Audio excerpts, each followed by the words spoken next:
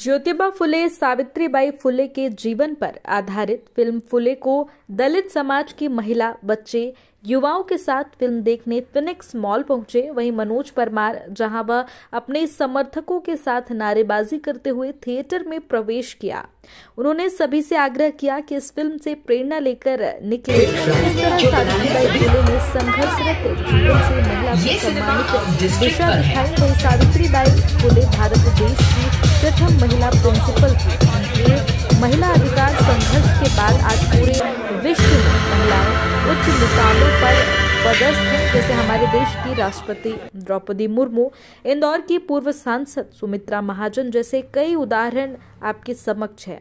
आप सभी शिक्षा को अपने प्राप्त कर अपने अधिकारों की लड़ाई लड़ सकते हैं। मनोज परमार दलित समाज के लिए हर वक्त खड़े दिखाई देते हैं। कई बार दलितों के ऊपर अत्याचार की लड़ाई भी लड़ते हैं। साथ ही उन्हें शिक्षा और उनके अधिकार के लिए जागरूक करने के लिए कई तरह से कार्यक्रम भी आयोजित किए जाते हैं। जैसे आज फिल्म दिखाकर महिलाओं के अधिकार, शिक्षा के प्रति जागरूक करना उद्देश्य था। आइए जानते हैं क्या कहा बलाई समाज राष्ट्रीय अध्यक्ष मनोज परमार ने। ज्योतिबा फुले 1850, 60, 70 के दशक की यह स्टोरी है, जब महिलाओं को शिक्षा का अधिकार नहीं था। जो महिलाएं विधवा हो जाती थी उनका मुंडन करा दिया जाता था। बच्चियों को शिक्षा का अधिकार नहीं था, ना ही अनुसूचित जाति को शिक्षा का अधिकार था। बड़ा ही संघर्षमय वह दौर था जब महात्मा ज्योतिबा फुले, जो कि बाबा साहब अम्बेडकर अपने गुरु मानते थे, बाबा साहब अम्बेडकर महात्मा ज्योतिबा फुले को अपना गुरु मानते थे। और इस दशक में बड़ा ही संघर्ष करते हुए उन्होंने जो है अपनी पत्नी को पढ़ाया और अपनी पत्नी से जो है उस समय की सभी सर्व वर्ग की बच्चियों को शिक्षा का अधिकार दिया। शिक्षा की सबसे बड़ी लड़ाई जो है महात्मा ज्योतिबा फुले और माता सावित्रीबाई फुले ने लड़ी। और पहली महिला शिक्षिका, हिंदुस्तान की पहली महिला शिक्षिका के रूप में सावित्रीबाई फुले जानी जाती है। सत्यता भी यही है। पहली महिला, पहली बच्ची जो उनके यहाँ पढ़ने आई, उनका नाम था मुक्ताबाई सालवे, जो अनुसूचित जाति से आती थी।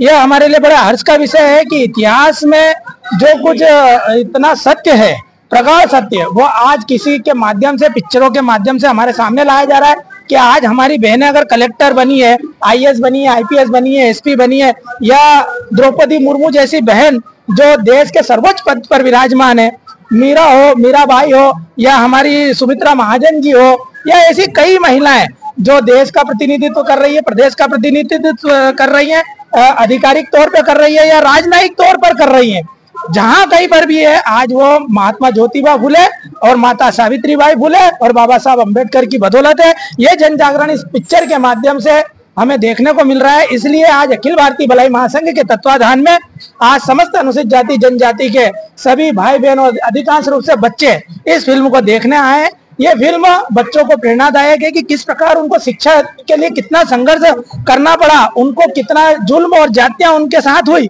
उनको घर से निकाल दिया गया, उनके ऊपर गोबर फेंके गए, उनके ऊपर कीचड़ फेंके गए, फिर भी उन्होंने अपने ध्येय को बनाए रखा, अपने लक्ष्य से डिगे नहीं वो, और घर बार छोड़ के अपनी पत्नी के साथ में समाज सेवा में लगे रहे। और आखिरकार उन्होंने महिलाओं के लिए पहला विद्यालय खोला और ऐसे उन्होंने 19 विद्यालय खोले जो हमारी भारतीय नारियों के लिए आज वरदान साबित हो गए, अमृत तुल्य वरदान साबित हुए।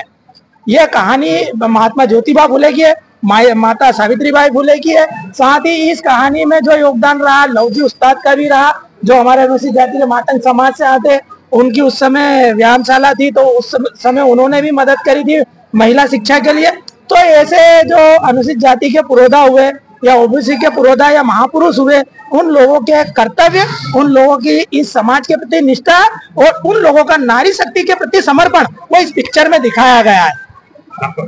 मेरा नाम मनोज परमार, राष्ट्रीय अध्यक्ष अखिल भारतीय भलाई महासंघ।